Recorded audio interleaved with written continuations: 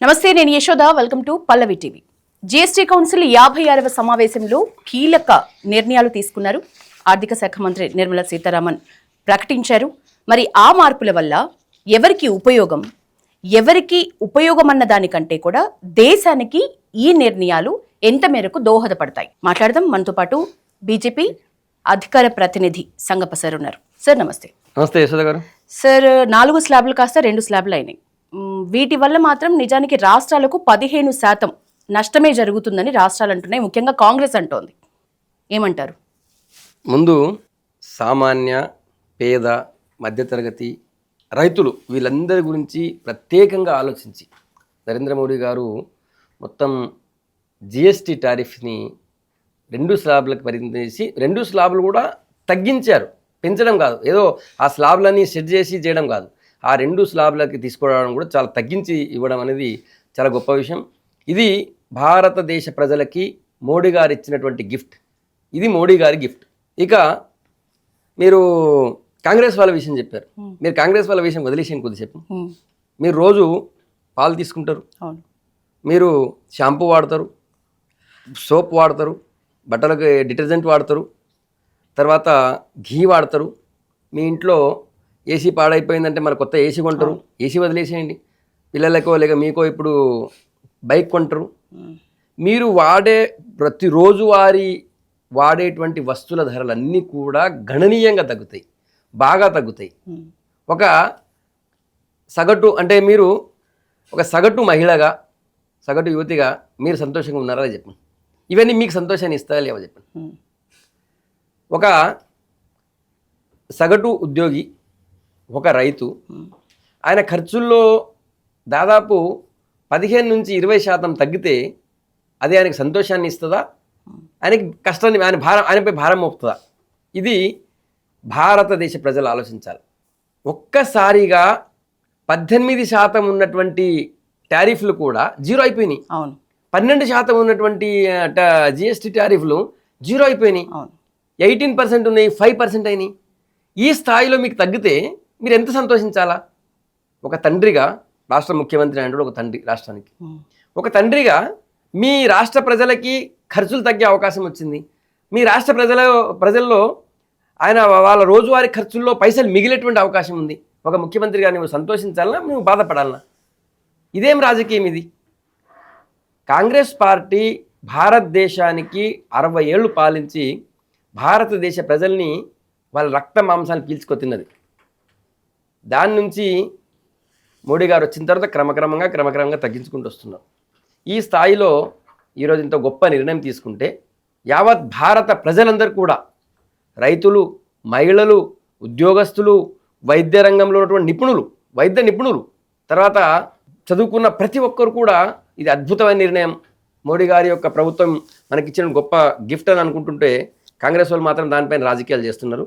ఇది దుర్మార్గం. ఇది తెలంగాణ ప్రజలు, భారతదేశ ప్రజలు వాళ్ళ రాజకీయాలను అర్థం చేసుకోవాలని కోరుతున్నారు. సార్, 40% స్లాబ్ అనేది ప్రత్యేకంగా ఉంది. అది దానికి సంబంధించి వాటి మీద ఈ 40% ఎక్కువగా ఎఫెక్ట్ అయ్యే అవకాశం ఉంది? ఈ 40 స్లాబ్ గురించి కొంచెం వివరంగా చెప్పండి. ఒకటి, 40% స్లాబ్ అనేది ప్రీమియర్ కార్ల పైన, అది కామన్ మ్యాన్ సంబంధం లేదు. ప్రీమియం కార్లు అంటే 1.5 పైన ఉన్నటువంటి ఒక సగటు వ్యక్తి, సగటు రైతు, సగటు ఉద్యోగి, మీరు, నేను, ఎవరం కూడా మనం ఒక 2 కోట్ల విలువైనటువంటి కార్లు కొనలేము. అట్లాంటి వాటిపైన ఉంటుంది. సంపన్నులు కూడా అతి సంపన్నులు వాడేటువంటి వస్తువుల పైన.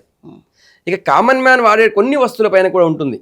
అంటే ఆరోగ్యానికి బాగా హాని చేసేటువంటి వస్తువులు ఏవైతే మార్కెట్లో ఉన్నాయో వాటి వినియోగాన్ని తగ్గించాలన్న ఉద్దేశంతో, అది గుట్కా కావచ్చు, లేకపోతే సిగరెట్లు కావచ్చు, లేకపోతే ఇంకొన్ని ఇట్లాంటి వస్తువులపై, జూదం, ఇప్పుడు క్యాసినో ఆడుతుంటే పోయి ఆ క్యాసినోని బంద్ చేయాలని మేము అనుకుంటున్నారు. సో క్యాసినోని తగ్గించాలా. సో అట్లాంటి క్యాసినో కావచ్చు, జూదం కావచ్చు, ఇట్లాంటి వాటిపైన మాత్రమే 40% ఉంది. అది చాలా తక్కువ వాటిపైన ఉంటుంది. ఒకటి, మోడీ గారు 40% వేసిర్రు దాని మీద అంటే దాన్ని వదిలేయాలని అర్థం.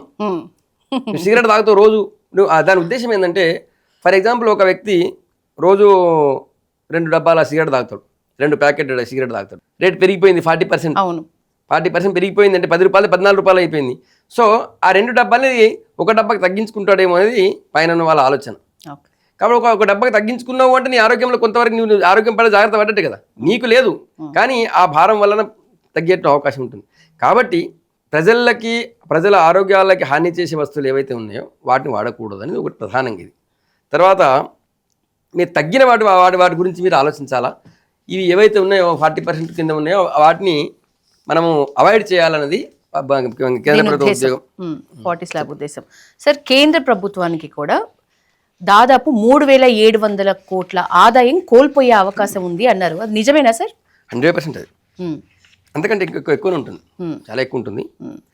నేనేమంటున్నా, అమెరికా విపరీతమైన టారిఫ్ వేసి మన గూడ్స్ పైన మన భారతదేశ ఆదాయానికి ఒక రకమైన గండి కొట్టింది. మరోవైపు భారతదేశం తీవ్ర వరదలు వచ్చేసింది, ఇంకోవైపు ప్రకృతి విపత్తులు ఒకటి.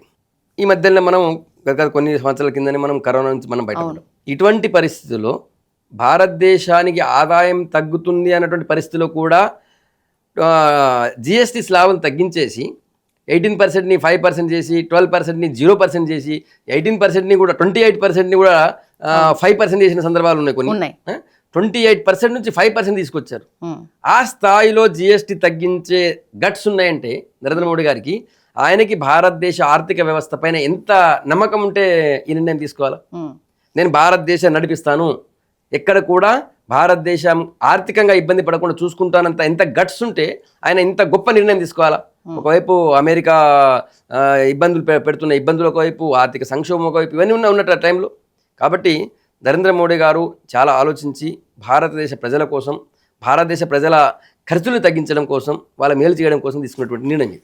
సార్, ఇప్పుడు నిజంగా అమెరికా ఈ టారిఫ్ల ప్రస్తావన గనక లేకపోతే, ఆ పరిస్థితులు మనకి ఇప్పటివరకు రాకపోతే ఈ నిర్ణయం ఇట్లనే ఉండేదా సార్? ఆ ఎఫెక్టే ఈ టారిఫ్లో మనకి ఈ నిర్ణయాల్లో ఎక్కువ ఎఫెక్ట్ చూపించిందంటారా?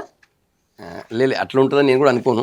ఎందుకంటే ఇది ముందు నుంచి కూడా దీన్ని రేషనలైజేషన్ చేయాలని చాలా రోజుల నుంచి నడుస్తుంది. అలాగే ఈ టారిఫ్స్ని తగ్గించాలని ముందు నుంచి నడుస్తుంది. ఈ స్థాయిలో తగ్గిన దాఖలాలు గతంలో ఉన్నాయా సార్? అంటే మీరు అన్నట్టు అమెరికా మనకు పెద్ద గిఫ్ట్ ఇచ్చింది, పైసలు బాగా వచ్చినాయి భారతదేశానికి, కాబట్టి ఈ స్థాయిలో మీరు తగ్గించారని అడగొచ్చు మీరు. కానీ మన అమెరికా మనకు గిఫ్ట్ ఇవ్వలేదు, మనకు వచ్చే ఆదాయాన్ని గండి కొట్టింది.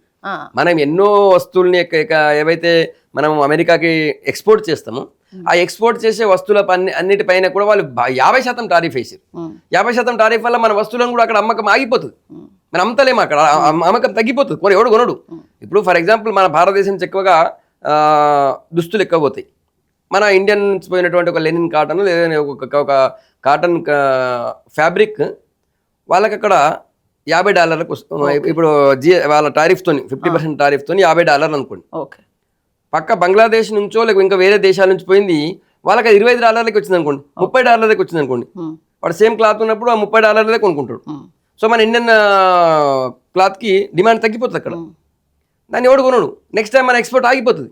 మన ఎక్స్పోర్ట్ ఆగిపోయిన పోతే ఇక్కడ వస్తువు ఉత్పత్తి చేసేటువంటి ఈ ఫ్యాక్టరీలో ప్రొడక్షన్ తగ్గించాలా. ప్రొడక్షన్ తగ్గించాలంటే ఉద్యోగస్తులను తీసేయాలా. ఉద్యోగస్తులను తీసేస్తే లక్షలాది మంది, భారతదేశం లక్షలాది మంది రోడ్డును పడేటువంటి ప్రమాదం ఉంటుంది. అవునా కదా? సో దానికి కూడా ఆలోచించి మనం అమెరికా మన మీద ఎంత ఇబ్బంది పెట్టినా కూడా, అమెరికా మనకి మన ప్రొడక్షన్ మీద ఎంత ప్రభావం చూపించినా కూడా ఇక్కడ ఈ ఫ్యాక్టరీలో ఉత్పత్తి తగ్గకూడదు, ఇక్కడ మా ఉద్యోగికి ఎంత ఇబ్బంది రాకూడదు అనే ఉద్దేశంతో వేరే నిర్ణయాలు తీసుకొని దానికి ఎట్లాంటి ఎఫెక్ట్ రాకుండా ఇంకోవైపు ఇప్పుడు మనం మీరు చూస్తున్నాను మన ఎక్స్పోర్ట్ అమెరికా ఒకటి తగ్గిపోతుండొచ్చు, కానీ ఎన్ని దేశాల్లో మోడీ గారు తిరుగుతున్నారు, ఎన్నో దేశాల్లో మోడీ గారు మన ద్వైపాక్షిక ఒప్పందాలు చేసుకుని వస్తున్నారు. ముఖ్యంగా యునైటెడ్ కింగ్డమ్తో మనకి జీరో టారిఫ్ కింద చాలా వస్తువులు. సో ఇట్లాంటి తీసుకొస్తున్నారు, అక్కడ లేకపోతే ఇంకో దగ్గర తీసుకెళ్తారు. కాబట్టి మోడీ గారికి అమెరికా చేసినటువంటి ఇబ్బందిని ఏమాత్రం కూడా పట్టించుకోకుండా ఆయన చాలా లైట్గా తీసుకొని మునిగిపోతే అని ఇంకో పని చేస్తారని అన్నట్టుగా ఆయన చేసి భారతదేశ ఆర్థిక వ్యవస్థకి ఎట్లాంటి ఇబ్బంది కలగకూడదు ఒకటి. రెండోది భారత ప్రజల మీద భారం పడకుండా తగ్గించాలనేది ఒకటి ఆయన చేశారు. నేను సింపుల్గా కొన్ని విషయాలు చెప్తాను మీకు. సామాన్య పేద మధ్యతరగతి కుటుంబాలు వాడేటువంటి వస్తువులు ఎట్లా జరిగిందంటే, ఫర్ ఎగ్జాంపుల్ ఇప్పుడు మనము చిన్నపిల్లలకి ఈ మధ్యలో వెనకట్లాగా లేదు, వెనకటి నూనె వేడి చేసేవాళ్ళు, ఇప్పటి లేదు పరిస్థితి. సో వాళ్ళు వాడేటువంటి బేబీ బాటిల్స్ కావచ్చు, బేబీ డైపర్స్ కావచ్చు, నాప్కిన్స్ కావచ్చు, అవన్నీ కూడా 12% కింద ఉన్నాయి. ఇప్పుడు అవన్నీ కూడా ఇప్పుడు 5%కి వెళ్ళిపోతాయి. అంటే 7% మీకు తగ్గింది. మీకు ఈరోజు 7% తగ్గడం అంటే 20 రూపాయలు ఉన్నది ఈరోజు మీకు 7% తగ్గిపోతుంది దానివల్ల. అదొకటి. మీకు రోజు ఇంతకుముందు ప్రతిరోజు మనం అందరం సగటు భారతీయుడు, ప్రతి ఒక్క భారతీయుడు అనుకోండి, మరి 0.01% ఎవరు సబ్బు వాడకపోవచ్చు, కానీ సగటు ప్రతి ఒక్క భారతీయుడు వాడేటువంటి సబ్బు, ప్రతి ఒక్కరు వాడేటువంటి షాంపూ, టూత్పేస్ట్, షేవింగ్ క్రీమ్, ఇవన్నిటిని కూడా 18% నుంచి 5% తగ్గించారు. ఇవి డైలీ వాడతాం కాబట్టి దీన్ని మనకి ఇమ్మీడియట్ తెలుస్తుంటుంది. తర్వాత ఆహారము, పాల ఉత్పత్తులు అవన్నీ కూడా మ్యాక్సిమం 0 కింద చాలా ఉన్నాయి. అందులో కేవలం కొన్ని ప్యాక్డ్ పన్నీర్ కావచ్చు, బిస్కెట్లు, నమ్కిన్స్, అవన్నీ కూడా మనం పోతాం ఎక్కడ పోగానే హల్దీరామ్స్ తీసుకుంటాం, దాని మీద ఇప్పటిదాకా 18%, అది మొత్తం ఇప్పుడు 5%. తర్వాత ఎంతమంది చెప్పిన పాల విషయంలో, వాడేటువంటి పాల విషయంలో పూర్తిగా 0% ఉంది. ఇది సోయా మిల్క్ ఉంటుంది, సోయా నుంచి కూడా మిల్క్ చేస్తారు, అట్లాంటివి మాత్రమే అది 18% కొన్ని, 12% కొన్ని ఉండే, వాటిని 5% చేసి. తర్వాత ఇక ఆరోగ్య రంగానికి సంబంధించి, హెల్త్కి సంబంధించి మోడీ గారు చాలా ప్రత్యేకమైనటువంటి దృష్టి కేంద్రీకరించే ముందు నుంచి కూడా నిర్మలా సీతారామన్ గారు దాని మీదనే ప్రత్యేకంగా వర్కౌట్ చేసి హెల్త్ ఇన్సూరెన్స్, లైఫ్ ఇన్సూరెన్స్ అన్నిటిని కూడా 0% GST కింద తీసుకొచ్చారు. దానివల్ల ఏమవుతుందంటే చాలా మంది ఇప్పుడు ఎక్కువ మంది హెల్త్ పాలసీ తీసుకున్నట్టు అవకాశం ఉంది. ఫర్ ఎగ్జాంపుల్ నేను నా గురించి చెప్తాను. నేను ఇటీవల నేను తీసుకున్నటువంటి హెల్త్ ఇన్సూరెన్స్ ప్రీమియం 40,000 నాకు. నేను 40,000 ప్రీమియం ఉండే. ఈరోజు అది నాకు దాదాపు 32,000కి వచ్చేది. 32,000 అంటే దాదాపు 8-9,000 నాకు తగ్గేది నాకు. సో ఈరోజు సరే నేనండి కొద్దిగా యంగ్ ఉన్నటువంటి వాళ్ళు 20-25 ఏళ్ళు 30 ఏళ్ళు ఉన్నటువంటి అప్పుడే ఉద్యోగం చేస్తున్న వాళ్ళు కాదు, అట్లాంటి వాళ్ళు ఉన్నారు అనుకోండి, వాళ్ళకి ఎంత ఉంటుంది? 20,000 ఉంటుంది. అంతే 20,000 ఉంటే వాళ్ళ కుటుంబం మొత్తానికి దాదాపు 10 లక్షల రూపాయల ఇన్సూరెన్స్ ఉంటుంది. ఆ 20,000 కాస్త 12,000, 13,000, 14,000 అవుతుంది.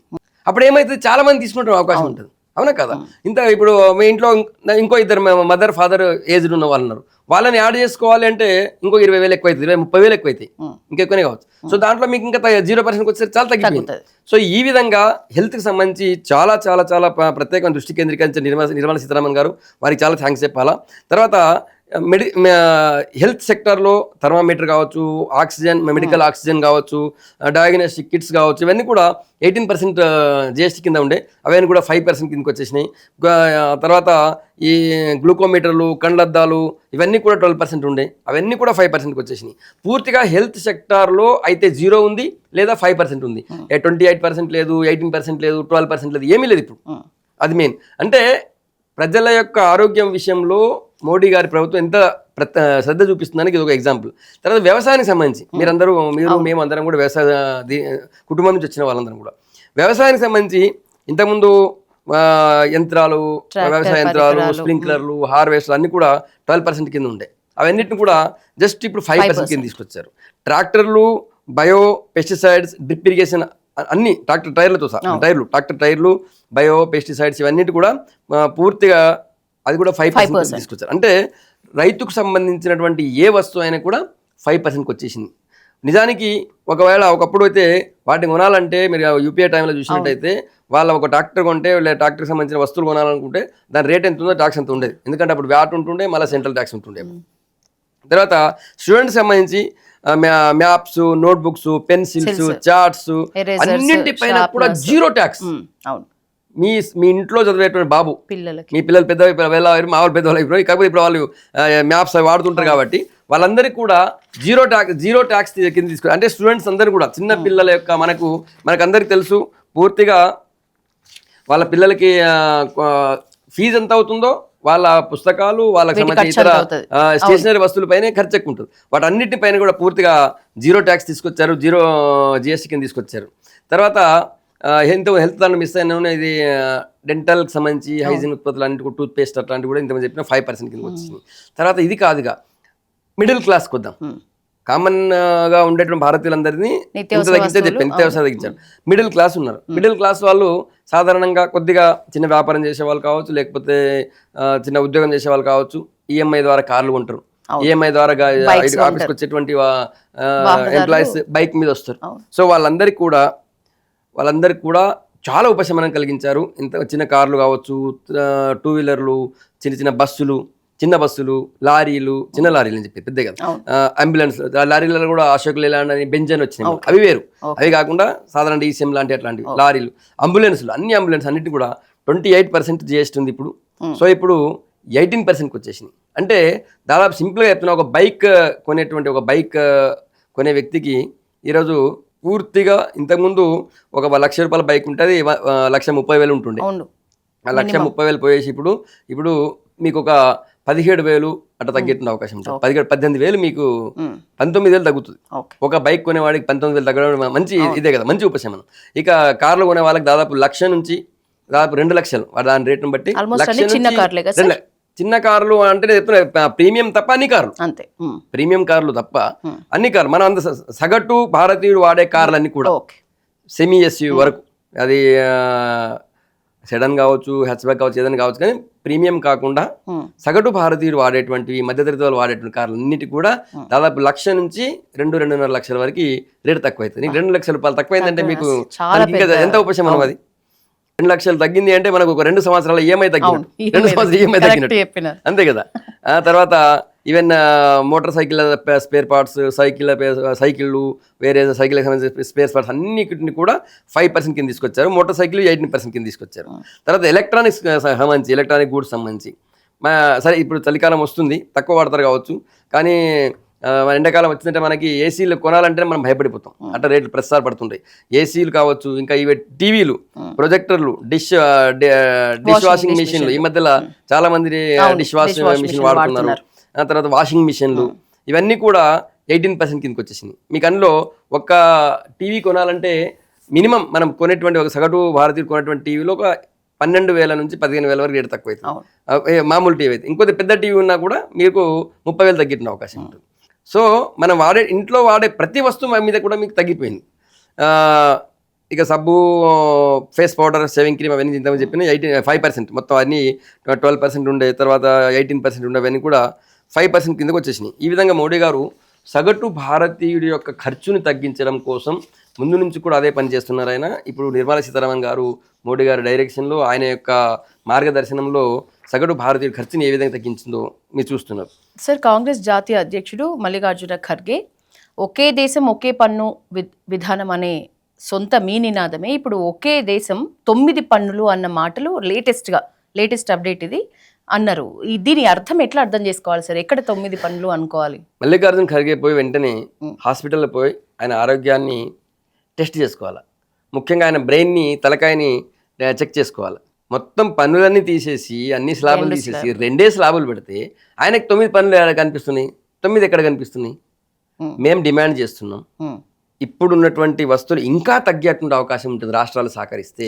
ఒకవేళ మీరు పెట్రోల్ అంటే డీజిల్, తర్వాత లిక్కర్, వీటిని కూడా మీరు GST పరిధిలోకి తీసుకురండి. మీరు ఒకవేళ పెట్రోలియం ఉత్పత్తులని అంటే పెట్రోల్, డీజిల్ని మీరు GST పరిధిలో తీసుకొస్తే దాదాపు ఇప్పుడున్నటువంటి పెట్రోల్ రేట్ కంటే 7 నుంచి 8 రూపాయలు తగ్గే అవకాశం ఉంటుంది.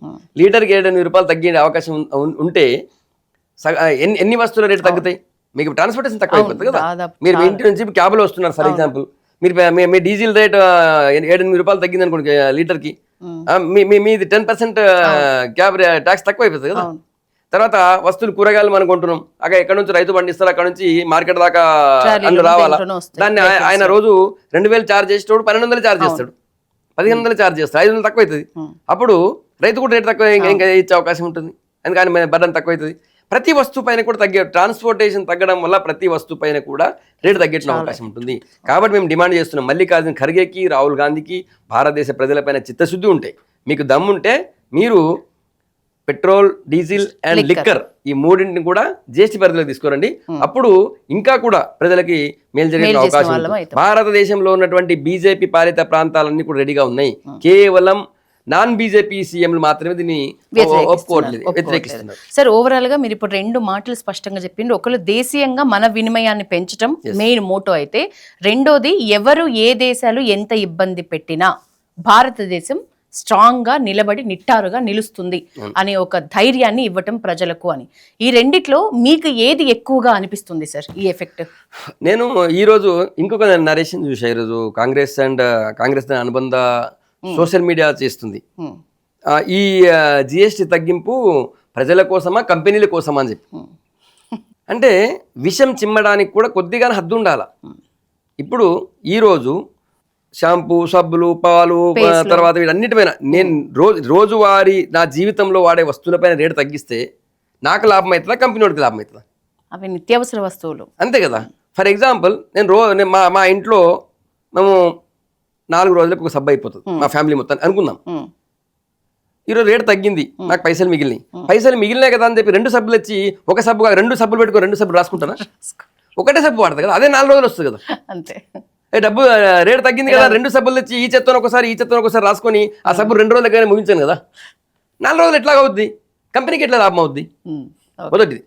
ఒకటి వాస్తవం, రాహుల్ గాంధీ, ఖర్గే అండ్ వాళ్ళ సోషల్ మీడియా వాళ్ళు చేసేటువంటి దాంట్లో వస్తువుల రేటు తగ్గడం వల్ల ప్రజలు ఎక్కువ కొనేటువంటి అవకాశం ఉంటుంది. 100% ఉంటారు. చాలా రోజుల నుంచి ఒక సగటు ఉద్యోగి కార్ కొనాలనుకుంటున్నాడు, కానీ ఆయనకి దాని రేట్ని చూసి భయపడి ఆగిపోయాడు. ఇప్పుడు ఏమవుతుంది, దాదాపు 1.5 లక్షల నుంచి 2 లక్షలు తగ్గేసరికి ఆయనకు 2 సంవత్సరాల ఈఎంఐ మిగిలిపోతుంది. సో అప్పుడు ధైర్యం చేసి కొంటాడు. ఎందుకంటే ఆయనకి కొనుగోలు శక్తి పెరగడం అంటే ఆ రేటు తగ్గడం వల్ల ఆయన ధైర్యం చేసి కొంటాడు. ఆయన దానివల్ల కంపెనీలు కారు కొంటుండొచ్చు. టీవీ చాలా రోజులు మీ ఇంట్లో పాడైంది, అన్ని గీతలు వస్తున్నాయి, గ్లిచెస్ వస్తున్నాయి, మార్చాలి అనుకుంటున్నారు. ఇప్పుడు మీకు 25 నుంచి 30 వేల వరకు తగ్గింది. అది ఒక 70,000 అనుకున్నటువంటి టీవీ 20 వేలకు తగ్గింది, 50 వేలకు వస్తుంది. ధైర్యం చేసుకుంటారు. 50 వేలు కొనాలనుకున్న వాడికి ఈరోజు 30-32 వేలకు వస్తుంది, కొంటాడు. అది కొంటాడు కదా అని చెప్పి ఆ సోనీ కంపెనీకో లేకపోతే ఇంకేదో తోషిబా కంపెనీకి మీరు లాభం చేస్తున్నట్టు ఎట్లా?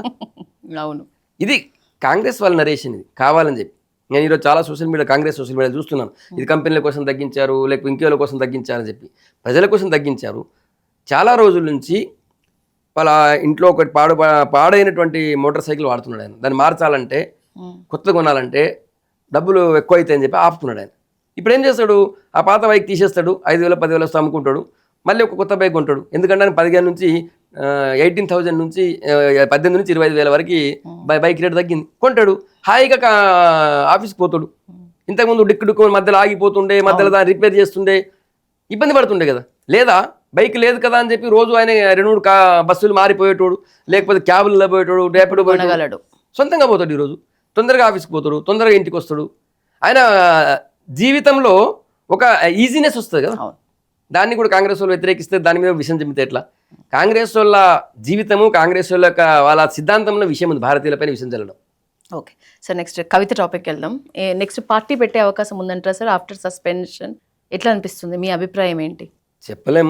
ఒకటి, కవిత ఇష్యూ మొత్తంలో తెలంగాణ రాష్ట్ర ప్రజలకు, భారతదేశ ప్రజలకి ఒక అతి ముఖ్యమైనటువంటి సమాచారాన్ని ఆమె ఇచ్చింది. కాళేశ్వరంలో అవినీతి జరిగిన మాట వాస్తవం. కాళేశ్వరంలో 1,000 కోట్ల రూపాయలు మింగినారు, తిన్నారు. కాకపోతే వాళ్ళ నాన్న తినలేదు, వాళ్ళు వేరే వాళ్ళు తిన్నారని చెప్తుంది. సరే, ఎవరో కూడా అయితే కాళేశ్వరంలో అవినీతి జరిగింది. కాళేశ్వరం అవినీతి జరిగిందనే విషయాన్ని కవిత ఒప్పుకున్నది. కవిత ప్రపంచానికి చెప్పింది. మళ్ళొకసారి మనమందరం బయట వాళ్ళు అనడం కాదు, కేసీఆర్ బిడ్డగా ఆమె చెప్పేసింది. చాలామంది సంతోషరావు దోస్తులు కావచ్చు, ఆమె కేటీఆర్ దోస్తుల పేర్లు చెప్పలేదు. ఎందుకంటే అన్న మాట్లాడింది, మళ్ళీ ఆ కుటుంబంతో, అన్నతో, తండ్రితో బాగుండాలనుకున్నది కాబట్టి కేటీఆర్, కేసీఆర్ తప్ప మిగతా వాళ్ళు విమర్శిస్తూ వచ్చింది. సో చాలామంది, అది పోచంపల్లి శ్రీనివాసరెడ్డి కావచ్చు, నవీన్ రావు కావచ్చు, ఇంక ఇట్లా చాలామంది పేర్లు చెప్తూ వాళ్ళందరూ కూడా ఏ విధంగా చేశారు, అవినీతికి పాల్పడ్డారు, ఏ విధంగా ప్రభుత్వ సంస్థల్ని, గవర్నమెంట్ని, వ్యవస్థని ఎట్లా వాడుకొని ఏ విధంగా వాళ్ళు 100,000 కోట్లతో వ్యాపారం చేశారన్న విషయం పైన ఆమె చాలా స్పష్టంగా చెప్పింది. అంటే టీఆర్ఎస్ గవర్నమెంట్ మొత్తం అవినీతిమయం అనేది ఆమె అయితే స్పష్టంగా చెప్పింది, కవితనే చెప్పింది. సో తెలంగాణ రాష్ట్ర ప్రజలు ఇప్పటి నుంచి ఇంతకుముందు అనుకుంటున్నారు కేసీఆర్ తిన్నాడా అని ఒక అటు ఉన్నాడు కూడా, ఇప్పుడు వాళ్ళ కుటుంబం తిన్నదనే విషయం అర్థమైపోయింది. హరీష్ రావు ఎన్ని 100,000 కోట్లు తిన్నాడో ఆమె చెప్పింది. మిగతా వాళ్ళ చుట్టూ ఎంతమంది తిన్నాడో చెప్పింది. మరి హరీష్ రావే అంత తింటే కేటీఆర్ ఎంత తిని ఉండాలా? అది మనం ఆలోచించాలా. ఆమె చెప్పలేదు కేటీఆర్ గురించి. ఆమె మళ్ళీ కేటీఆర్తో మళ్ళీ అనుబంధం పెంచుకోవాలని ఉంది కాబట్టి కేటీఆర్ నేమలే ఆమె. కానీ హరీష్ రావే ఇంత తింటే కేటీఆర్ ఎంత తినాలా? ఇంత తినాలా. కేటీఆర్ ఇంత తింటే కేసీఆర్ ఎంత తినాలా? ఇంత తినాలా. అవునా కదా? సో ఈ బీఆర్ఎస్ పూర్తిగా అవినీతిమయమైన విషయం చెప్పింది. రెండోది, కవిత పార్టీ పెడుతుందా లేదా అనేది టైం చెప్తుంది. బట్ ఖచ్చితంగా ఆమె ధిక్కారంలోనే ఉంది వాళ్ళ ఇంటిపైన. అంటే వెనక్కి తీసుకునే అవకాశం ఉందా లేదా అని ఇప్పుడైతే కనిపిస్తలేదు. వాళ్ళ నాన్నని వాళ్ళ అన్నని చాలా జాగ్రత్తగా మాట్లాడింది. సో మళ్ళీ ఎప్పుడైనా తిరిగిపోతే డోర్స్ ఓపెన్ ఉండాలని అనుకున్నట్టుంది. చూడాలి మరి కొన్ని రోజుల్లో పరిణామాలు తెలిస్తే. వెంటనే ఎమ్మెల్సీకి కూడా రాజీనామా చేసింది అంటే ఖచ్చితంగా ఆమె కొద్దిగా సీరియస్ స్టెప్ వేసిన అనిపిస్తుంది. ఓకే సార్, ఎక్కువ అటాక్ మోడ్ అయితే హరీష్ రావు వైపే కనిపించింది ఆ మాటల్లో. మీరు ఇందాక అన్నట్టు తండ్రి గురించి కానీ అన్న గురించి కానీ చాలా జాగ్రత్తగా మాట్లాడిన పరిస్థితి. ఇది హరీష్ రావుకి మైలేజ్ని పెంచిన పరిస్థితి కనిపిస్తోందా మన రాష్ట్రంలో? మీకేమనిపిస్తోంది? లేకపోతే కవితకి మైలేజ్ పెరిగిన పరిస్థితి? ఒకటి, వాళ్ళ ఇంటి గొడవ రచ్చకెక్కిందని ఒకటి అర్థమైపోయింది. ఇంట్లో ఉన్నటువంటి లొల్లి బయటకు వచ్చింది. ఒకవేళ ఆమె కేటీఆర్ని విమర్శించలేదు కావచ్చు, కానీ కేసీఆర్ అయితే యాక్షన్ తీసుకున్నాడు కదా వెంటనే. ఆమెను సస్పెండ్ చేసింది కదా. సో ఆమె సస్పెండ్ చేసిండు అంటే ఈమె లైన్ తప్పింది, నా మాట ఇంటలేదని అన్నట్టు కదా. సో కేసీఆర్ కూడా ఆమె మీద యాక్షన్ తీసుకున్నాడు. సో వాళ్ళ కుటుంబంలో లొల్లి బయటపడ్డది. ఒకటి నాకేమనిపిస్తుంది యశోద అంటే, ఆమెనే చెప్పింది టీఆర్ఎస్ గవర్నమెంట్ టైంలో చాలా అవినీతి జరిగింది, 100,000 కోట్ల రూపాయలు అవినీతి జరిగింది అని అంటున్నాను. సో అందులో ఈమె కూడా ఉంటుంది, ఈమె ఎందుకు లేకుండా ఉంటుంది మొదటి. రెండోది, వాళ్ళ ఇంట్లో పంపకాల విషయంలో బాగా ఆస్తులు సంపాదించారు, బాగా ఆస్తులు కూడబెట్టారు. ఈ ఆస్తుల్లో ఎక్కడో ఒక దగ్గర ఆమె నాకు కూడా అందులో వాటా వస్తుంది అనుకునే దగ్గర వాటా రాలేదేమో, దాంతో నీ లొల్లి పెడుతుందేమని అనిపిస్తుంది నాకు. ఎందుకంటే మనం ఇంతకుముందు షర్మిల చూసాం. షర్మిల అయితే ఓపెన్గానే ఆమె వాళ్ళ ఆస్తులకు సంబంధించి అందులో నా వాటా ఉంది ఇవ్వమంటే ఆమె అడగడం, మేము ఇవ్వమని చెప్పి జగన్ భార్య చెప్పడం, వాళ్ళు లొల్లి పెట్టుకోవడం, ధర్నా చేయడం అంతా అయినాయి కదా. ఈమె ఆ స్థాయిలో ఓపెన్గా చెప్పకపోయినా కూడా ఇది 100% వాళ్ళ ఇంట్లో ఆస్తుల పంచాయతీ, అవినీతి డబ్బులకు సంబంధించిన పంచాయతీ. తెలంగాణ రాష్ట్రాన్ని జలగల రక్తం పీల్చుకొని తాగి వాళ్ళు ఎన్ని 100,000 కోట్లు సంపాదించారో ఆ 1,000 కోట్ల ఇష్యూలో ఆమెకి రావాల్సిన వాటా పూర్తిగా వాళ్ళకి ఇయ్యలేదేమో నాకు అనిపిస్తుంది. కేసీఆర్కి ఆబ్వియస్లీ కేటీఆర్ మీద ప్రేమ ఎక్కువ అని చెప్పి మనకు స్పష్టంగా తెలిసింది. మనం చూసాం, మనం గత 20 ఏళ్ల రాజకీయం మొత్తం మనం చూసినట్టయితే కేటీఆర్కి ఎక్కువగా ఆయన ప్రయారిటీ ఇచ్చేవాడు, కవితకి ఎప్పుడు అంత ప్రయారిటీ ఇవ్వలే. సో రాజకీయంగా కూడా ఆయనకి ప్రయారిటీ ఇస్తున్నాడు, వచ్చే ఆస్తిలో కూడా ఆయనకే ఎక్కువ ఇస్తాడు, ఈమెకేమి ఇయ్యాడు. కాబట్టి నాకు రావాల్సిన ఆస్తిలో ఇవ్వట్లేదని ఆమె అక్కస్తోనే ఎంత చేసిందని అయితే అది కూడా ఒక విషయం పైన అయితే రాష్ట్ర ప్రజలు మాట్లాడుకుంటున్నారు. బాగా చెప్పినారు సార్. కేటీఆర్కే 20 ఏళ్ల పైన మనం చూస్తున్నాం ఎక్కువ ప్రయారిటీ అన్నారు. సో ఒక మహిళగా సొంతింటి పార్టీని ఆమెను ఎదగని తీరులో ఆమె ఒక లేడీ రెబల్ ఇండిపెండెంట్ పొలిటీషియన్గా ఎదగాలని అనుకోవటంలో నిజంగా న్యాయం ఉందంటారా? మీరు జెండర్ దీని విషయం తీసిండ్రు, ఇందాక నేను తీస్తే గనక షర్మిల విషయం చెప్పినారు. షర్మిలతో పాటు మనం విజయశాంతిని కూడా చూసినాం. ఒక రెబల్ పొలిటీషియన్స్ లాగా మహిళలుగా ఉన్న వాళ్ళు తమ సత్తా చాటాలని చాలాసార్లు ప్రయత్నాలు చేసినప్పటికీ ఇప్పటి పరిస్థితి చూస్తే దానికి పూర్తి ఆపోజిట్లో ఉంది. షర్మిల కూడా అనుకున్నంత స్థాయిలో రాష్ట్రంలో తన ప్లేస్లో ప్రభావాన్ని చూపిస్తున్న పరిస్థితి లేదు. ఇప్పుడు విజయశాంతి కూడా ఏకంగా పార్టీని కూడా వేరే విలీనం చేయాల్సి వచ్చింది, అదే బీఆర్ఎస్లో. సో నిజంగా మహిళగా ఆమె సొంత పార్టీ నుంచే ఇంత ఎదుర్కొన్నప్పుడు మన రాష్ట్రంలో మహిళా నేతల పరిస్థితిని మీరేమని చెప్తారు? నిజంగా ఈ జెండర్ వ్యతిరేకత అనేది ఉందా సార్? ఒప్పుకోవాల్సిందేనా? మీరు అడిగిన ప్రశ్నకి నేను 2 యాంగిల్లో ఆన్సర్ ఇస్తాను. ఒకటి, యాజ్ ఏ బీజేపీ పర్సన్గా, భారతీయ జనతా పార్టీ కార్యకర్తగా ఈ కుటుంబ రాజకీయాలకు మేము వ్యతిరేకిస్తాం, 100% వ్యతిరేకిస్తాం. అది బిడ్డ కావచ్చు, కొడుకు కావచ్చు, మనవడు కావచ్చు, మనమరాలు కావచ్చు. వాళ్ళ అయ్యా రాజకీయం చేసినంత మాత్రాన కొడుకు కూడా రాజకీయం చేయాలా, కొడుకు కూడా అదే స్థాయిలో రాజకీయం చేయాలన్న దాన్ని మేము పూర్తి వ్యతిరేకిస్తాం. భారతదేశం అంతా కూడా కుటుంబ రాజకీయాలనేవి ఉండకూడదు అనేది మా ఉద్దేశం. కొన్ని సందర్భాల్లో మళ్ళీ 0 నుంచి స్టార్ట్ చేసేటువంటి అవకాశాలు వస్తే అది వేరే విషయం, కార్యకర్తగా స్టార్ట్ చేస్తే. కానీ మా నాన్న సీఎం అయింది కాబట్టి నేను సీఎం కావాలా, మా నాన్న ఇదైంది కాబట్టి నేను కావాలన్నది మేము వ్యతిరేకిస్తాం, మొదటిది. రెండోది, మీరు జెండర్ గురించి అడిగారు, మహిళ గురించి అడిగారు. 100% మోడీ గారు, మా భారతీయ జనతా పార్టీ యొక్క పాలసీ ఏంటి అంటే మహిళలకు కూడా వాళ్ళ వాటా వాళ్ళకి దక్కాలన్నది మా ఉద్దేశం. అందుకే ఇన్ని సంవత్సరాలుగా 70 సంవత్సరాలుగా భారతదేశంలో సాధ్యం కాని మహిళా రిజర్వేషన్ బిల్ని మోడీ గారు తీసుకొచ్చారు. అన్ని చట్టసభల్లో కూడా 33% రిజర్వేషన్ కల్పించి చట్టసభల్లో వాళ్ళు ఉండాలా, మహిళలు 33% ఉండాలని చెప్పి బిల్ తెచ్చింది మోడీ గారి గవర్నమెంట్. కాబట్టి మేము మహిళలు ఉండాలని కోరుకుంటాం.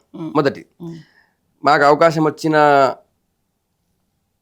ప్రతిసారి మేము మహిళలకి ప్రత్యేక ప్రయారిటీ ఇస్తున్నామని చెప్పేందుకు ద్రౌపది ముర్ము గారిని అవకాశం వచ్చింది. రామ్నాథ్ కోవింద్ గారి తర్వాత ద్రౌపది ముర్ము గారిని, అది ట్రైబల్ అయినప్పటికీ మహిళకే సెలెక్ట్ చేశారు. సో ఆ విషయంలో కూడా మేము మహిళకి ప్రయారిటీ ఇచ్చినట్టు. రెండవది, మీరు అన్నట్టు రాష్ట్ర రాజకీయాలు చూసినట్టయితే, లేక పక్క రాష్ట్ర రాజకీయాలు చూసినట్టయితే 100% వీళ్ళు ఎదుగుతుంటే వాళ్ళు తట్టుకోలేని పరిస్థితి అనిపిస్తుంది. ఎవరో ఎందుకు యశోద ఇప్పుడు వాళ్ళ నాన్నని తట్టుకోలేకపోతున్నారు. అవును. కవిత ఎదుగుదలను చూసి కేసీఆర్ తట్టుకోలేకపోయే పరిస్థితి ఉంటే దానికి ఇంకెవరేం చెప్తారు? ఆయనకి ఎంత మహిళా వివక్ష ఉన్నట్టు. మీరు ఎప్పుడైనా సరే కేసీఆర్కి ఇష్టమైన వ్యక్తి ప్రపంచంలో ఎవరు అంటే ఏం చెప్తారు? కేటీఆర్ తర్వాత ఆయన కొడుకు మనుమడు హిమాన్షు. కరెక్ట్. కేటీఆర్ కి ప్రపంచంలో ఇష్టమైనటువంటి వ్యక్తి ఎవరైనా ఉన్నారు అంటే హిమాన్షు, కేటీఆర్ కొడుకు. మరి కవితకు కూడా కొడుకు ఇద్దరు ఉన్నారు కదా. ఆ ఇద్దరు కొడుకులు ఎప్పుడన్నా కేసీఆర్ పక్కన కూర్చోబెట్టుకొని ఫోటో దిగిన ఇది వచ్చింది ఎప్పుడన్నా? వాళ్ళ ఇంట్లో ఫోటో ఉన్నారు కాబట్టి, ఇంట్లోకి సంబంధించిన విషయం కాబట్టి వాళ్ళే ఫోటో బయట పంపారా? ఎప్పుడన్నా కవిత పిల్లలు ఇద్దరు మీ పక్కన కనిపించిరా? సేమ్ వాళ్ళు కూడా దాదాపు హిమాన్షు ఏజ్కి అటు ఏడాది అటు అంతే కదా. లేరు. అవసరమైతే కేటీఆర్ బిడ్డ ఉంటుంది, హిమాన్షు చెల్లెలు కూడా అప్పుడప్పుడు కనిపిస్తుంటుంది. ఏది రాఖీ పండగ అప్పుడు లేకపోతే దసరా పండగ అప్పుడు ఎప్పుడో హిమాన్షు బిడ్డ ఫోటో బయటకు వస్తుంది. కానీ కొడుకులు ఇద్దరు ఆయన కొడుకులు ఉన్నారు. ఇద్దరు కొడుకుల ఫోటోలు ఎప్పుడు రాలే. చివరికి అమెరికాలో కూడా లండన్కు ఆయన చదువుకోవడానికి వెళ్తాడంటే ఆశీర్వాదం తీసుకోవడం పోయినప్పుడు కూడా ఆమె కలవలేదని ఒక రకంగా వార్తలు వచ్చినాయి మనకి. అదే మరి కేటీఆర్ కొడుకు ఆమె చదువుకోవడం పోతా అంటే కలవకుండా ఉంటాడా? సో 100% ఇంట్లో మహిళా వివక్ష వాళ్ళ ఇంట్లోనే ఉంది, అందులో డౌట్ లేదు. మేమైతే మహిళలకు ప్రయారిటీ ఉండాలా, మహిళలు రాజకీయాలు రావాలని కోరుకుంటాం. కాకపోతే కుటుంబ రాజకీయాలు కాకుండా ఉండాలని అంటాం. ఇంకొక వాదన వినిపిస్తోంది ఇదే విషయంలో, హరీష్ రావుని పార్టీ నుంచి పంపించడానికే కవిత, కేటీఆర్, కేసీఆర్ చేస్తున్న డ్రామా అని. ఇది కూడా చాలా గట్టిగానే వినిపిస్తున్న వాదన. దీని గురించి ఏమంటారు సార్? ఒకవేళ అట్లనే అయింటే కవితను సస్పెండ్ చేసేటోళ్ళు కాదు. ఓకే. ఒకవేళ అది నిజమే అయింటే ఆయన మాటల్ని విని కొన్ని రోజులు ఆ చర్చ జరిగే అవకాశం ఇచ్చేవాళ్ళు. ఓకే. కేసీఆర్ వెంటనే నిర్ణయం తీసుకుంటున్నాడు కాదు. సో ఆమె ఆరోపణ చేసింది కేసీఆర్ మీద, హరీష్ రావు మీద. సో అది జనంలో చర్చ జరగని వదిలేసేవాళ్ళు. ఓకే. వెంటనే ఆమె ఆరోపణ చేసిన నెక్స్ట్ డేని తెల్లారే ఆమె సస్పెండ్ చేసిరు. సస్పెండ్ చేసిన తర్వాత సస్పెండ్ చేయడానికంటే ముందు హరీష్ రావుకి సపోర్ట్గా 6 అడుగుల బుల్లెట్ అని చెప్పి కేటీఆర్ ట్వీట్ చేస్తాడు. సో ఆ హరీష్ రావుకి కేటీఆర్ సపోర్ట్గా నిలబడ్డాడు, కేసీఆర్ కూడా సపోర్ట్గా నిలబడ్డాడు. కవితకి ఎవరు సపోర్ట్గా నిలబడలే. కవితకు సపోర్ట్గా ఉంటే వాళ్ళు ఈ చర్చను జరగడానికి అవకాశం ఇచ్చేవాళ్ళు. ఆమె ఇంకొన్ని రోజులు ఇంత తొందరగా సస్పెండ్ చేసేవాళ్ళు కాదు. నాకైతే అట్లా అనిపిస్తుంది. యాజ్ ఎ జర్నలిస్ట్గా, సీనియర్ జర్నలిస్ట్గా నా అనాలిసిస్ మాత్రం హరీష్ రావుని బయట పంపడం కోసం వీళ్ళు చేస్తుంది కాదు. ఒకటి వాస్తవం ఏంటంటే వాళ్ళ ఇంట్లో ఏదో నడుస్తుంది, అది ఏదో రాజకీయ డ్రామా కూడా అయిండొచ్చు. ఆ డ్రామా ఎక్కడికి దారి తీస్తానో వేచి చూడాలి. మీరు మహిళలకి తగిన ప్రాధాన్యం ఖచ్చితంగా బీజేపీ పార్టీ ఉండాలి అని కోరుకునే పార్టీ అని అన్నారు. ఒకవేళ మహిళగా ఇప్పుడు పార్టీలో బీజేపీలో జాయిన్ అవుతారంటే, బీజేపీలో కలుస్తానంటే కవితకు అవకాశం ఇచ్చే అవకాశం ఉందా సార్? లేదు. మా రాష్ట్ర అధ్యక్షుడు రామచంద్రరావు గారు చాలా స్పష్టంగా చెప్పారు, కవిత మా పార్టీలోకి వస్తా అంటే తీసుకోము అని చెప్పారు. మీరు అన్నట్టు మహిళగా కాదు, ఆమె చేసినటువంటి అవినీతి, ఆమె జైలుకు పోయించినటువంటి పరిస్థితి, ఆమె నేపథ్యం వల్ల ఆమెను తీసుకున్నారు. వేరే ఏ మహిళా నాయకురాలు వచ్చినా, ఏ మహిళ వచ్చినా కూడా మా దగ్గర స్వాగతం. మాకు ఢిల్లీ లాంటి అతి కీలకమైనటువంటి రాష్ట్రానికి ముఖ్యమంత్రి చేసే అవకాశం వస్తే మేము ఒక మహిళకు అవకాశం ఇచ్చినాం. ఢిల్లీలో ఈరోజు రేఖా గుప్తా అద్భుతమైనటువంటి పాలన చేస్తున్నారు. ఆమెకు అవకాశం వచ్చింది కాబట్టి పాలన చేస్తున్నాం. మేము మహిళలకు అవకాశం రావాలని చెప్తాం. ఆ అవకాశాలు కల్పించడానికి భారతీయ జనతా పార్టీ ఎప్పుడు కూడా ముందుంటుంది. ఢిల్లీ లాంటి రాష్ట్రానికే, ఢిల్లీ లాంటి ఇంపార్టెంట్ ప్లేస్కే ముఖ్యమంత్రిగా చేసే అవకాశం వస్తే మేము రేఖా గుప్తా చేసినాం. ఆమె కంటే కూడా చాలామంది సీనియర్ లీడర్లు ఉండే, కేజ్రీవాల్ని ఓడించినటువంటి నాయకుడు కూడా ఉండే, ఆయన కూడా సీఎంగా ఆశపడ్డాడు సహజంగా. కానీ ఒక మహిళకు అవకాశం ఇవ్వాలని చెప్పి మహిళకు అవకాశం ఇచ్చినాం. కాబట్టి మేము మహిళలకి ప్రాధాన్యత ఇస్తాం, మహిళలు వస్తే తీసుకుంటాం పార్టీలోకి, మహిళలకి సముచిత స్థానం కూడా ఇస్తాం. మీకు తెలిసి ఇప్పుడు మా భారతీయ జనతా పార్టీ కొత్త కమిటీ ఇంకా రాలేదు. ఇప్పటిదాకా ఉన్న కమిటీలో కూడా మహిళలు ప్రత్యేకంగా మంచి కీలకమైనటువంటి దాంట్లో జనరల్ సెక్రటరీ ఒక మహిళ ఉంది మా దగ్గర, సెక్రటరీలో 3 మహిళలు ఉన్నారు మా దగ్గర, స్పోక్స్ పర్సన్లో మహిళలు ఉన్నారు, చాలా మంది మహిళలు ఉన్నారు స్పోక్స్ పర్సన్లో. సో మా కమిటీలో మ్యాక్సిమం మహిళలకు ప్రాధాన్యత ఉంటుంది. అయితే అది ఏమంటారు, దానికి కవిత తప్ప వేరే వాళ్ళు ఎవరు కవితకు ఉన్నటువంటి నేపథ్యం వల్ల మేము తీసుకున్నాం. అదే రాష్ట్ర అధ్యక్షుడు ప్రకటించారు. Okay, final question sir, Modi birthday సందర్భంగా సేవా పక్షం ఈ కార్యక్రమానికి సంబంధించిన లక్ష్యం ఏంటి, అసలు దీని ఉద్దేశం ఏంటి? ఈ ప్రోగ్రామ్ సేవా పక్షం ఒకటి, నరేంద్ర మోడీ గారు ఆయన జన్మదినం సందర్భంగా భారతదేశంలో ఉన్నటువంటి మా భారతీయ జనతా పార్టీ కార్యకర్తలందరూ కూడా ఒక లీడర్ జన్మదినం అనగానే పోయి ఫ్లెక్సీలు కట్అవుట్ వేసేసి డబ్బులు ఖర్చు పెట్టేసి ఏదో కేకులు కట్ చేసి అది కాదు.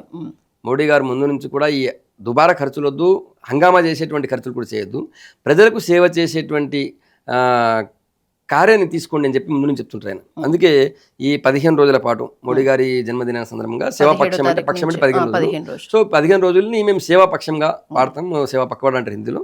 సో దానికి సంబంధించి రకరకాల కార్యక్రమాలని మాకు పార్టీ నిర్దేశించింది. ఒకటి స్వచ్ఛతా అభియాన్ చేయాలని, మొత్తం స్కూళ్ళు, ఆసుపత్రులు, రైల్వే స్టేషన్లు, దేవాలయాలు, పార్కులు వీటన్నిటిపైన కూడా సముద్ర తీరం ఉన్న దగ్గర చారిత్రక ప్రదేశాన్ని కూడా అన్నింటినీ కూడా బాగా క్లీన్ చేసి దాన్ని శానిటైజ్ చేయాలన్నది ఒకటి. స్వచ్ఛంద సంస్థల సహకారంతో ఎక్కువ మంది పాల్గొని దాన్ని క్లీన్ చేయాలన్నది ఒకటి. రెండవది ఏక్ పేడ్ మాకే నామ్ అనేది ఒకటి మోడీ గారు స్పెషల్గా చెప్పారు. ఇది తల్లి పేరు మీద ఒక చెట్టు నాటు అని, ఒక మొక్కను నాటు, ఆ చెట్టు అవుద్ది. మీద మీ అమ్మ ఇప్పుడు ఉన్నట్టు ఆమె అమ్మని తీసుకెళ్ళి నాటండి, అమ్మ లేకపోయినా కూడా అమ్మ పేరు మీద మీరు చెట్టు నాటండి అని చెప్పారు. దానికోసం నమో పార్కులు ఏర్పాటు చేయాలని మా ఉద్దేశం. 75 భారతదేశంలో 75 నగరాల్లో దట్టమైనటువంటి ఒక అడవిని తయారు చేయాలనేది మోడీ గారు, తర్వాత భారతీయ జనతా పార్టీ యొక్క ఆలోచన. అది దాని పేరు నమో పార్క్ అని చెప్పారు. నమో పార్క్ కోసం మేము ఈ ఫారెస్ట్ డిపార్ట్మెంట్ యొక్క సపోర్ట్ కూడా తీసుకోవాలి. ఎందుకంటే ఒక పార్క్ని తయారు చేయాలా, ఒకటేసారి వేల సంఖ్యలో చెట్లు నాటాలంటే ఫారెస్ట్ డిపార్ట్మెంట్ యొక్క సపోర్ట్ తీసుకోవాలని చెప్పి. రెండోది రక్తదాన శిబిరం, మనం ఎక్కువ బ్లడ్ డొనేషన్ క్యాంప్ పెట్టినట్టయితే చాలా మందికి అవసరమైనప్పుడు దానికి సాయం చేయొచ్చు. హెల్త్ క్యాంప్స్ పెట్టాలనేది ఒకటి. తర్వాత గౌరవ ప్రధానమంత్రి జీవితం పైన ఒక డాక్యుమెంటరీ ఫిల్మ్ని టెలికాస్ట్ చేయాలన్నది. ఎందుకంటే మోడీ గారు మీకు తెలుసు అతి పేద కుటుంబం నుంచి వచ్చారు. వాళ్ళమ్మ వేరే వాళ్ళ ఇళ్ళలో పని చేసేవారు, ఇంట్లో పని మనిషిగా ఉన్నారు. అట్లాంటి ఒక పని మనిషి ఒక కొడుకు ఈరోజు ప్రధానమంత్రి అయిండు. ఆ అమ్మ వేరే ఇళ్ళలో పని చేస్తున్న టైంలో మోడీ గారు యువకుడుగా చిన్న పిల్లవాడిగా ఉన్నప్పుడు ఆయన రైల్వే ప్లాట్ఫామ్ పైన ఛాయ్ అమ్మిండు ఆయన. సో అక్కడి నుంచి ఈరోజు మోడీ గారు ఈ స్థాయికి వచ్చారు. ఈరోజు ప్రపంచంలోనే భారతదేశాన్ని ఒక విశ్వ గురువుగా నిలబెడుతున్నారు. ప్రపంచ దేశాలన్నీ కూడా మన వైపు చూస్తున్నాయి. ఈరోజు ఒక్కసారి ట్రంప్ మన మీద కావాలని చెప్పి టారిఫ్ వేయగానే ప్రపంచ దేశాలు మన పక్కకు వచ్చేసినాయి.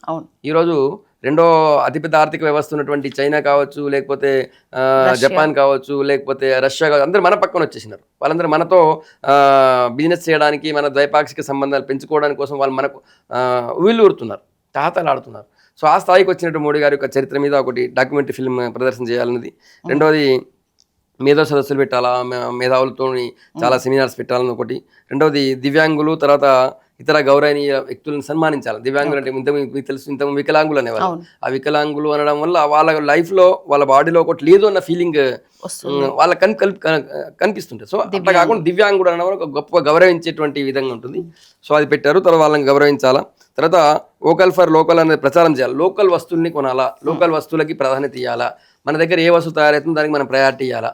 ఇప్పుడు మనం ఫర్ ఎగ్జాంపుల్ మన దగ్గర మన ప్రాంతంలోనే మీకు తెలుసు పోచంపల్లి చీరలు బాగా ఫేమస్ ఉంటాయి, గద్వాల్ చీరలు ఉన్నాయి మన దగ్గర, నారాయణపేట చీరలు ఉన్నాయి. సో ఇట్లాంటివన్నీ ఉన్న టైంలో మనం ఇక్కడ కాకుండా ఎక్కడియో కొనుక్కోవడం ఎందుకు, మనం ఇక్కడ వాటికి ప్రచారం చేసి వాటిని మనం వాడినట్టయితే ఇక్కడ వాళ్ళకి ఉపాధి లభిస్తుందని మన ఉద్దేశం. అది అందుకే వోకల్ ఫర్ లోకల్ అనేది ఒకటి మన ఉద్దేశం. అది ఈ విధంగా ప్రధానమంత్రి గారి పైన ఎంపిక చేసిన పుస్తకాల పంపిణీ కూడా, పిల్లలకి బుక్స్ పంపిణీ చేయాలా, తర్వాత ఆట పోటీలు పెట్టాలా. ఈ విధంగా రకరకాల కార్యక్రమాలని మేము భారతీయ జనతా పార్టీ మాకు కొన్ని గైడెన్స్ ఇచ్చింది. ఆ కార్యక్రమాలన్నీ కూడా సేవ చేయాలా, ప్రజలకు సేవా రూపంలో మనము మోడీ గారికి థ్యాంక్స్ చెప్పాలి, మోడీ గారికి శుభాకాంక్షలు చెప్పాలి. ఆయన జన్మదినం సందర్భంగా మనం ఏదో ఫేస్బుక్లో పెట్టేస్తాము, పేద ఒక 25,000 30,000 పెట్టి 50,000 పెట్టి పెద్ద ఫ్లెక్సీ పెడతాం. ₹1,00,000 ఫ్లెక్సీ పెట్టి ఒక 2 వారాలు నువ్వు పెడతా కావచ్చు. ఆ ₹1,00,000 నీ జేబులకి ఖర్చు అవుతాయి. కానీ ఏమవుతుంది, ఎవరికి ఏమొస్తుంది? అదే ₹1,00,000 పెట్టి ఒక దగ్గర ఒక సేవా కార్యక్రమం చేసినట్టు వాళ్ళ ప్రజలకు పనికి వస్తుంది. అందుకే మా పార్టీ ఉద్దేశం కూడా అదే. మీరు ఖర్చు చేసినా చేయకపోయినా కూడా మీరు ప్రజలకు సేవ చేయండి. సేవ చేయడం ద్వారా మోడీ గారికి జన్మదిన శుభాకాంక్షలు చెప్పండి అనేది ఉద్దేశం. అందుకే అదే సేవాపక్షం. కార్యకర్త స్థాయి నుంచి నేతల స్థాయి వరకు అందరూ, మంత్రులు, ప్రధానమంత్రి తప్ప మిగతా వాళ్ళందరూ కూడా ఇదే సేవాపక్షంలో ఉంటారు, ఖచ్చితంగా పాల్గొంటారు. ప్రోగ్రామ్ మోడీ విషెస్ మీరు అనుకున్న రీతిలోనే చాలా దిగ్విజయంగా పూర్తవ్వాలని పల్లవి టీవీ తరఫున మనస్ఫూర్తిగా కోరుకుంటున్నాం సార్. సేవాపక్షం అనే గ్రాండ్ ప్రోగ్రాంలో మేము కూడా పాల్పంచుకోవడానికి ప్రయత్నిస్తాం. ఈరోజు మీ వాల్యుబుల్ టైం మాకు ఇచ్చినందుకు thank you so much. Thank you.